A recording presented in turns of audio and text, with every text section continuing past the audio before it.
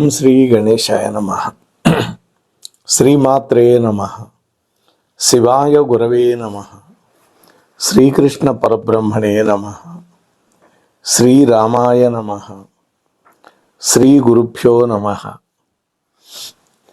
నారాయణం నమస్కృత్య నరం చైవ నరోత్తమం దేవీం సరస్వతీం వ్యాసం తతో జయముదీరయేత్. నీలాంజన సమాభాసం రవిపుత్రం యమాగ్రజం ఛాయామార్తాండ సంభూతం తం నమామి శనైశ్చరం. ప్రియ భగవద్బంధువులారా, మోహనవాణి పాడ్కాస్ట్ ఛానల్ ద్వారా నవగ్రహ పురాణాంతర్గతమైనటువంటి శనిగ్రహ చరిత్రని గత 2 రోజులుగా వింటూ ఉన్నటువంటి భక్తామ తల్లులకు తండ్రులకు మునుముందుగా నా యొక్క నమస్సుమాంజలి. నిన్నటి రోజున శని భగవానుడు ఉదయించాడు. నల్లటి దేహంతో, పీలగా ఉన్నటువంటి శరీరంతో పుట్టుకొచ్చాడు. అంతవరకు మనం చెప్పుకున్నాం. మనవుడు పుట్టాడు అనేటువంటి వార్త తెలియగానే అదితి కశ్యపుడు ఇద్దరు కూడా వచ్చారు. ఇటువైపు విశ్వకర్మ దంపతులు కూడా వచ్చారు. అంటే సంజ్ఞాదేవి యొక్క తల్లిదండ్రులు, సూర్య భగవానుడి యొక్క తల్లిదండ్రులు, బామ్మ తాతయ్య, అమ్మమ్మ తాతయ్య వచ్చేశారు. వచ్చిన వాళ్ళందరినీ సూర్యుడు సంజ్ఞాదేవితో కలిసి, అంటే ఇప్పుడు ఛాయాదేవి, సంజ్ఞాదేవి అనకూడదు మనం, ఛాయాదేవితో కలిసి చక్కగా ఆహ్వానించి మర్యాదలు చేశారు. ఇంతలోకే త్రిమూర్తులు కూడా వచ్చారు. ఆశ్చర్యపడిపోయినాడు సూర్యుడు. నా కొడుకు యొక్క నామకరణానికి త్రిమూర్తులు వచ్చారే అనుకో. అంతలోకే నారదుల వారు కూడా వచ్చాడు, నారాయణ నారాయణ అంటూ. శ్రీ మహావిష్ణువు అన్నాడు, సూర్య, నీ కొడుకు చాలా నెమ్మదిగా అడుగులో అడుగు వేసుకుంటూ నడుస్తాడు. అతడి యొక్క సంచారం చాలా నిదానంగా ఉంటుంది. అందుకనే మందుడు అని, మందగమనుడు అని, శనైశ్చరుడు అని ఇన్ని రకాల పేర్లు నీ పిల్లవాడికి వస్తాయి. అందువల్ల బాలుడికి అర్థవంతమైనటువంటి నామాన్ని నేను సూచిస్తున్నాను. నీ కొడుకు ఇక నుంచి శనైశ్చరుడు అనే పేరుతోటి పిలువబడతాడు అని విష్ణుమూర్తి అన్నాడు. అంటే నెమ్మదిగా నడిచేవాడు అని. బాలుడికి శాస్త్రసమ్మతంగా ఇదే పేరు పెట్టారు. త్రిమూర్తులు పిల్లవాడిని దీవించారు.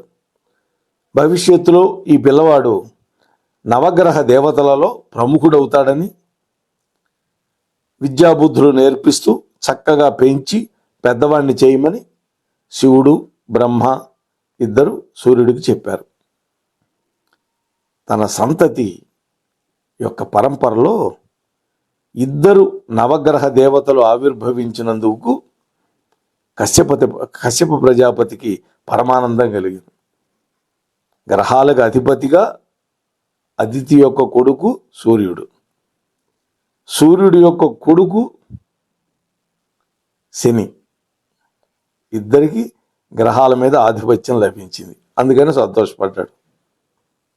శనైశ్చరుడు ఛాయాదేవి యొక్క పోషణలో పెరుగుతూ ఉన్నాడు. కాలక్రమంలో ఛాయకి 2వ కొడుకు కూడా పుట్టాడు. ఈసారి పుట్టినటువంటి కొడుకు సూర్యుడి యొక్క దేహకాంతితోటి సవర్ణుడుగా పుట్టాడు కాబట్టి సావర్ణి అని పేరు పెట్టారు. ఈయన మనువు అవుతాడు, సావర్ణి మన్వంతరం. 3వ సంతానంగా ఛాయాదేవికి ఒక కూతురు పుట్టింది. ఆ కుమార్తెకి తపతి అని పేరు పెట్టారు. ఆమె కూడా ఒక నదీమ తల్లి అయింది. సంజ్ఞాదేవి సంతానం, ఛాయాదేవి సంతానం మొత్తం 6. ఈ 6 కూడా ఛాయాదేవి యొక్క అదుపాజ్ఞల్లో పెరుగుతూ ఉన్నారు. తన కడుపున పుట్టినటువంటి బిడ్డలైనటువంటి శనైశ్చరుడు, సావర్ణి, తపతి క్రమంగా పెరిగే కొద్దీ ఛాయాదేవిలో సంజ్ఞాదేవి బిడ్డల పట్ల మమత, అనురాగం రెండూ తగ్గిపోతున్నాయి. అంటే తన కడుపున పిల్లలు పుట్టనంత వరకు బాగానే చూసింది. తన కడుపున తన స్వంత పిల్లలు పుట్టిన తర్వాత వాళ్ళు పెరుగుతూ ఉంటే వాళ్ళ ఆలనా పాలనా చూడటానికే సమయం కేటాయిస్తున్నది, కానీ సంజ్ఞాదేవి బిడ్డల్ని పట్టించుకోవటం మానేసింది. ఇది సవతి మాత్సర్యం అంటాం మనం.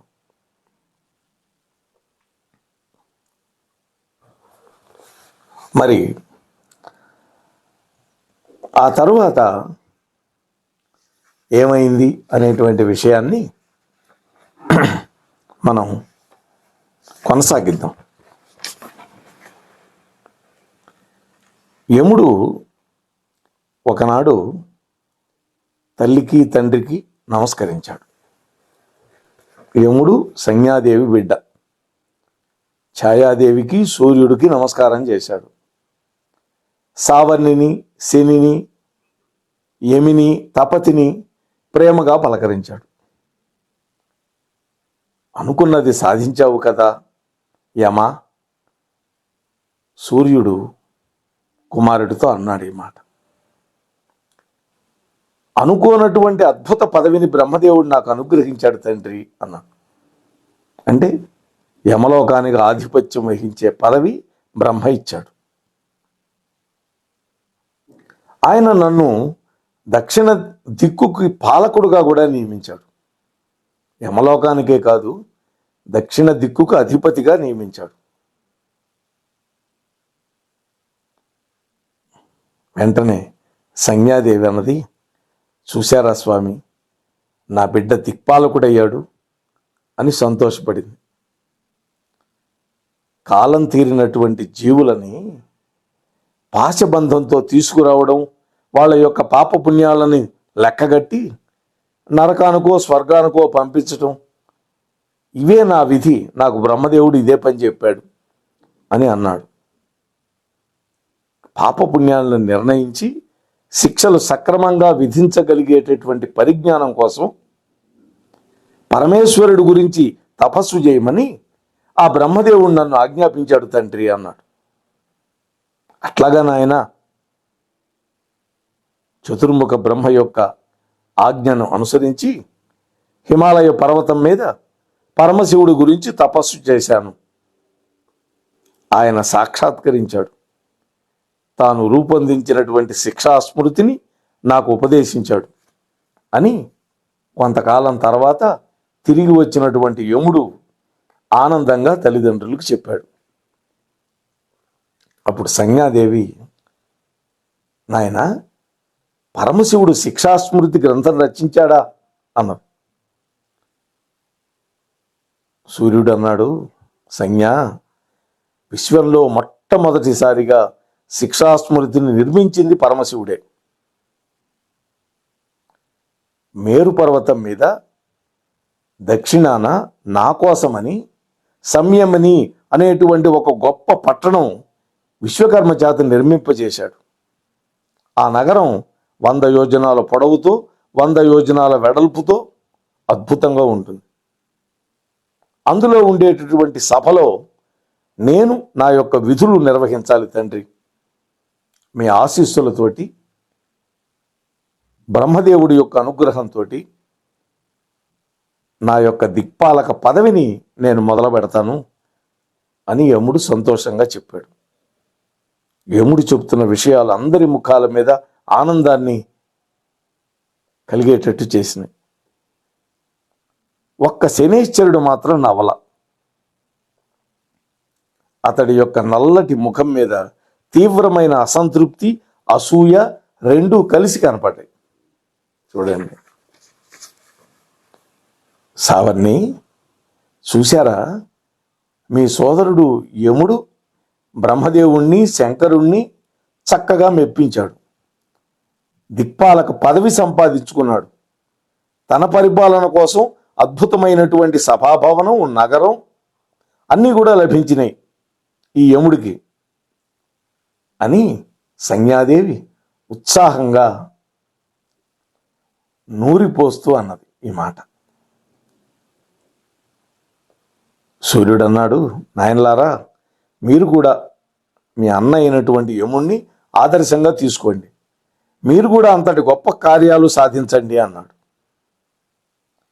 యముడి కంటే నేను ఎక్కువే సాధిస్తాను తండ్రి అన్నాడు శని ఆవేశంగా. శని కళ్ళు నల్లటి కొండ చిల్లుల్లో కనిపించేటటువంటి ఎర్రటి నిప్పుల్లాగా మెరిసిపోతూ ఉన్నాయి అసూయతోటి. శని ఇచ్చారా? సూర్యుడు ఆశ్చర్యంగా అన్నాడు. ఎందుకు నాయన ఆగ్రహిస్తున్నావు నువ్వు అనగానే, యముడు పరమేష్ఠిని పరమేశ్వరుణ్ణి ఇద్దరిని మాత్రమే మెప్పించాడు తండ్రి. కానీ ఈ శనైశ్చరుడు బ్రహ్మ విష్ణు మహేశ్వరులను ముగ్గురిని మెప్పిస్తాడు అన్నాడు శని. శని యొక్క స్పందనతోటి యముడు కూడా నివ్వెరపోయినాడు. దగ్గరగా వచ్చి తమ్ముడు భుజం మీద అనునయంగా చేయేశాడు. శనైశ్చరుడు యముడు వేసిన చేతిని విసుగ్గా తోసి అవతల పారేశాడు. అన్నా, నీ విజయాన్ని మించిన ఘన విజయాన్ని సాధించి నా శక్తి ఏమిటో నేనేమిటో నిరూపించుకుంటానన్న. సంజ్ఞాదేవి కొంచెం కోపంగా అరిచింది. శని, ఏమిటి అహంభావం? అహంభావం కాదు జ్యేష్ఠమాత, ఆత్మవిశ్వాసం. ఈ యముణ్ణి మెచ్చుకుంటే నన్నే మెచ్చుకోవాలి మీరు. అది ఈ యముణ్ణి ఏ విధంగా మీరు మెచ్చుకుంటున్నారో నన్ను కూడా అదే విధంగా మెచ్చుకోవాలి అన్నది. త్రిమూర్తుల యొక్క వరాలు సంపాదించగా నేను తిరిగి రాను, ఇప్పుడే వెళ్ళిపోతున్నా అన్నాడు. సోదరా, కొంచెం సావర్ణి మనువు కూడా సముదాయించడానికి ప్రయత్నించాడు శనైశ్చరుణ్ణి. సావర్ణి, నన్ను ఆపద్దు, సాధించగానే తిరిగి రాను అని విసురుగా మందిరంలోంచి బయటికి వెళ్ళిపోయాడు. అందరూ నిర్ఘాంతపోయి చూస్తూ ఉన్నారు. ఈ శనైశ్చరుడికి ఎందుకు ఆ స్పర్ధ? సంజ్ఞ కొంచెం విచారంగా అన్నది. వృద్ధి కోసం పూనేటటువంటి స్పర్ధ మంచిదేలే దేవి అని సూర్యుడు కూడా అనునయించాడు. శని నెమ్మదిగా మందంగా అడుగు వేసుకుంటూ అరణ్య మార్గంలో వెళుతూ ఉన్నాడు. నారాయణ నామస్మరణం చేసుకుంటూ ఆకాశ మార్గంలో వెళుతూ ఉన్నటువంటి నారదుడు కింద వెళుతూ ఉన్నటువంటి శనిని చూసి ఏమాత్రం ఆలస్యం చేయకుండా కిందకి దిగి శనికి ఎదురుగ్గా వస్తూ ఉన్నాడు. నారాయణ అంటూ భగవంతుడు నామస్మరణ చేశాడు. శని నారదుడి వైపు తీక్షణంగా చూశాడు. అభివాదం మహర్షి అన్నాడు, రెండు చేతులు జోడించి. నారాయణార్పణమస్తు అన్నాడు. ఎక్కడికయ్యా ప్రయాణం సూర్యనందన అన్నాడు. మా జనయిత్రి నామధేయం కూడా కలిసి ఛాయా మార్తాండనందన అని సంబోధించవచ్చు కదా నన్ను అన్నాడు. అందుకనే మనకి శ్లోకంలో ఛాయా మార్తాండ సంభూతం అని ఉంటుంది. శనిశ్చరా, నేను అనకపోయినా నువ్వు ఛాయాసుతుడు కాకపోతావా? చాలా వేగంగా వెళుతున్నావే, ఎక్కడికి వెళుతున్నావో తెలుసుకోవచ్చా అన్నాడు నారదుడు. నారద మహర్షి, అపహాస్యం చేస్తున్నారా? నేను అడుగు వేసుకుంటూ నడిచేవాడినని, అందుకే నన్ను శనైశ్చరుడు అంటాడని, మందుడు అంటారని నీకు తెలియదా ఏంటి? నేను వేగంగా, అది చాలా వేగంగా వెళ్ళడం అనేది సంభవమా నాకు అన్నాడు శని. నీ నడకలో అడుగడుగునా కనిపించినటువంటి నిర్ణయాన్ని గమనించి అలా అన్నానులే, ఛాయా మార్తాండ సంభూత అన్నాడు నారదుడు. తపస్సు రహస్య కార్యం అయితే నేను వెళ్ళే పని కూడా రహస్యమే అన్నాడు శని. ముక్త సరిగా చెప్పాడు ఈ మాటలు. తపస్సా? ఎవరి గురించి తపస్సు? కొంచెం ఆశ్చర్యం నటించాడు నారదుడు. బ్రహ్మ గురించా, విష్ణువు గురించా, మహేశ్వరుడు గురించా? నారదా, ఈ శనేశ్వరుడికి ఆ ముగ్గురు త్రిమూర్తులు సమానమే. అందుకని త్రిమూర్తులు ముగ్గురు గురించి తపస్సు చేసే సంకల్పంతో వెళుతున్నాను నేను అన్నాడు కొంచెం గర్వంగా. ముగ్గురు గురించా?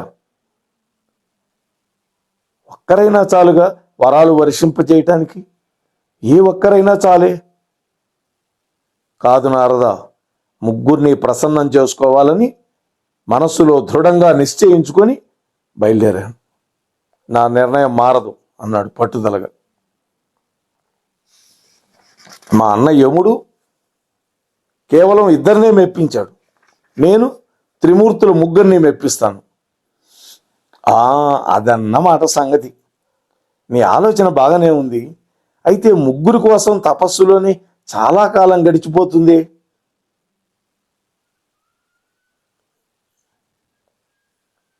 నారదా, నువ్వు ఈ విధంగా దారికి అడ్డగా నిలబడి మాటకు మాట పెనవేస్తూ ఉంటే ఇంకా చాలా చాలా కాలం గడిచిపోతుంది అన్నాడు. ఏదోలే, మా సూర్యుడు పుత్రుడు కదా, కుశల ప్రశ్నలు వేద్దామని నేను వచ్చాను, అంతేనయ్యా. కాకపోతే ముగ్గురు మూర్తులని ప్రసన్నం చేసుకోవాలంటే 3 కాలాల పాటు 3 విడతలుగా అంటూ అనగానే 3 విడతలని ఎవరన్నారు? ఒక్క ముక్కలో చెప్పేస్తాను. నీ దారిని నువ్వు పో, నా దారిని నన్ను పోని. బ్రహ్మ విష్ణు మహేశ్వరులు ముగ్గురు గురించి ఒకేసారి తపస్సు చేస్తాను అంటే త్రిమూర్తుల గురించి ఏకకాలంలో. ఇక వెళ్ళిరా నారదా అన్నాడు. ముగ్గురు దేవదేవుల గురించి ఏకకాలంలో తపస్సు చేస్తావా? ఇలాంటి విచిత్రమైన తపశ్చర్య నేను గతంలో వినలేదు, కనలేదు. భవిష్యత్తులో కూడా ఎవరూ చేయరు. వర్తమానంలో ఉంటుందిలే నారదా, నేనున్నా కదా. ఉదాహరణకి అన్ని లోకాలకి ఈ వర్తమానం అందించు అన్నాడు.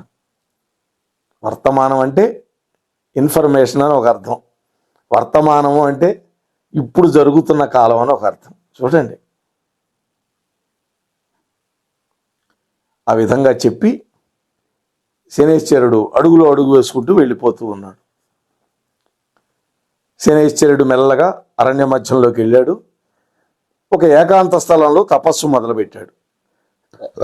తాను రూపొందించుకున్నటువంటి అష్టాక్షరి మంత్రంతో వరుసగా బ్రహ్మ విష్ణు మహేశ్వరులని ఏకదీక్షతో స్మరించడం మొదలుపెట్టాడు. అతని తపస్సు ఒక ప్రత్యేకత పొందింది. ఓం చతుర్ముఖాయ నమః, ఓం మహావిష్ణవే నమః, ఓం మహేశ్వరాయ నమః. ముగ్గురికి 3 మంత్రాలు. ఒక మంత్రం తర్వాత ఒక మంత్రం జపిస్తూ ఉన్నాడు. ఏకకాలంలో ముగ్గురిని స్మరిస్తున్నాడు. నానాటికి శనేశ్వరుడి యొక్క తపస్సు తీవ్రమైపోతోంది. అతడి యొక్క తపో శక్తి తరంగాలు బ్రహ్మ విష్ణు మహేశ్వరులను చేరుకున్నాయి. ఆ 3 లోకాలకు వెళ్ళిపోయింది. తండ్రిని ఆర్ద్రంగా పిలుస్తున్నటువంటి ఒకానొక పిల్లవాడి పిలుపులాగా ఆ నామ మంత్రోచ్చారణ తమకు వినిపిస్తున్నప్పటికీ త్రిమూర్తులు కదలలేని పరిస్థితి ఏర్పడుతోంది. వింటున్నారు కానీ కదలలేని పరిస్థితి ఏర్పడిపోయింది.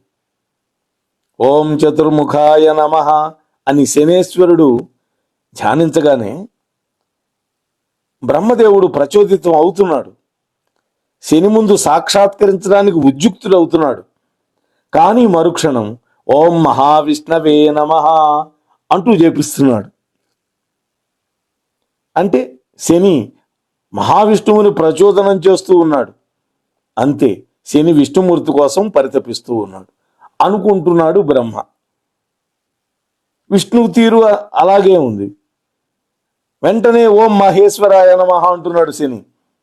దాంతో విష్ణువు విరమించుకుంటున్నాడు.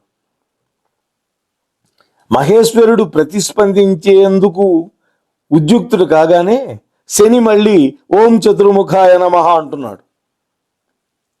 అంటే బ్రహ్మదేవుణ్ణి ధ్యానం చేస్తూ ఉన్నాడు. అందువల్ల శివుడు ఆగిపోతున్నాడు. దీనివల్ల త్రిమూర్తులలో ఎవ్వరూ రాలేనటువంటి స్థితిలో శని యొక్క తపస్సు తీవ్రమైనటువంటి రూపం ధరించింది. ఆ తపో ప్రభావానికి అరణ్యాలు దహించుకుపోతున్నాయి. సముద్రంలో అలజడి ఎక్కువైపోయింది. ఇంద్రుడు ఆందోళన చెందాడు. లోకాలలో ఏర్పడుతున్నటువంటి అవాంతర పరిస్థితులకి కారణం తెలుసుకునే ప్రయత్నంలో తన గురువు అయినటువంటి బృహస్పతిని సంప్రదించాడు. సరిగ్గా ఆ సమయానికి అమరావతి నగరానికి చేరుకున్నాడు మన నారదుల వారు. శనేశ్వరుడి యొక్క తపస్సు గురించి చెప్పాడు. త్రిమూర్తులను ఏక సమయంలో మెప్పించే విచిత్రమైన ప్రయత్నంలో తపస్సు చేస్తున్నాడు ఆ శని. ప్రస్తుత ఉపద్రవాలకి అతడు చేసే తీవ్రమైన తపస్సే కారణం అని నారదుడు చెప్పాడు. ఆ శనిది విపరీత వాంఛ, అది ఎలాగూ తీరదు. అందువల్ల మంచి అందమైనటువంటి అప్సరకాంతలను పంపించి అతగాడి తపస్సును గాడి తప్పిస్తాను అన్నాడు ఇంద్రుడు. సమయోచితమైన నిర్ణయమేనయ్యా ఇంద్ర అన్నాడు బృహస్పతి. ఇంద్రుడు 2 అప్సరకాంతలను పిలిచి శనేశ్వరుడి యొక్క తపస్సు భగ్నం చేయడానికి పంపించాడు. ఆ వెళ్ళినటువంటి అప్సరకాంతలు ఏం చేశారు? శనేశ్వరుడు లొంగాడా? తదితర విశేషాలన్నీ రేపటి రోజు కలుసుకొని ముచ్చటించుకునే ప్రయత్నం చేద్దాం. కాకపోతే మీ అందరికీ ఒక అనుమానం వస్తుంది. ఛాయాదేవిని ఎలా తెలుసుకున్నాడు సూర్యుడు? ఆ విషయాలు మీకు వీలు వెంట నేను మనవి చేసే ప్రయత్నం చేస్తాను. నా మనస్సులో ఉన్నది ఆ సంశయం మీ మనస్సులో కూడా ఉంటుంది అని తప్పకుండా మీ సంశయ నివృత్తిని చేసే ప్రయత్నం చేస్తాను. అంతవరకు వింటూ ఉండండి, వినిపిస్తూ ఉండండి. ఈ యొక్క శనేశ్వరుడి యొక్క ప్రభావాన్ని మనందరి మీద పడకుండా చేయమని ఆయన్ని నేను ప్రార్థన చేస్తూ ముగిస్తున్నాను. స్వస్తి సర్వేషాం. మన కార్యక్రమాలు నచ్చితే ఒక లైక్ చేయండి, మాకు ఎంతో ఎంకరేజ్మెంట్గా ఉంటుంది. అలాగే కామెంట్ చేయండి. కామెంట్ చేస్తే మేము మంచి క్వాలిటీ కంటెంట్ అందించడానికి దోహదపడుతుంది. ఆడియోస్ని షేర్ చేయండి. ఆడియోని షేర్ చేస్తే మన ఛానల్ అభివృద్ధి చెందడానికి ఉపయోగపడుతుంది. ఇంతవరకు మన కార్యక్రమాన్ని చూస్తూ ఎంజాయ్ చేస్తున్నట్లయితే, ఒకవేళ సబ్స్క్రిప్షన్ కనుక చేయలేకపోతే ఇప్పుడే ఈ క్షణమే సబ్స్క్రైబ్ చేసుకుని ఆ పక్క నుండి బెల్ బటన్ మోగించండి. వినండి, వినిపించండి, వింటూనే ఉండండి మోహనవాణి తెలుగు పోడ్కాస్ట్.